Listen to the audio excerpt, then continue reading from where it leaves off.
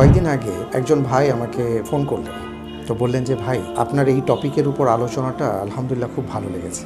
তা আমার কাছে ভালো লাগলো, আমি আল্লাহর দরবারে শুকরিয়া আদায় করলাম। পাশাপাশি তিনি আরেকটা কথা বললেন যে ভাই আরেকটা জিনিস খুব খারাপ লেগেছে। আমি বললাম কোনটা?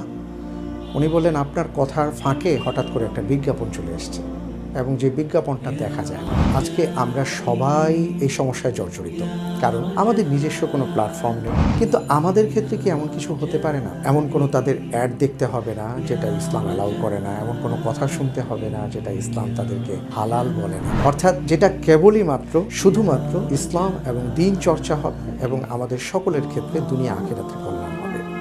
আর সেই প্ল্যাটফর্মটার নামই হচ্ছে মাহফিল। এবং এই মাহফিল শুনে আমাদের এটা মনে করার কোনো কারণ নেই যে সব জায়গায় ওয়াজ মাহফিল হয়, এখানে মনে হয় সব মাহফিল থাকবে। না বন্ধুগণ, এখানে আসলে কোরআন সুন্নাহর বিভিন্ন আলোচনা পর্যালোচনা অনেক কিছু থাকবে এবং যেটা আমাদের জন্য কল্যাণকর।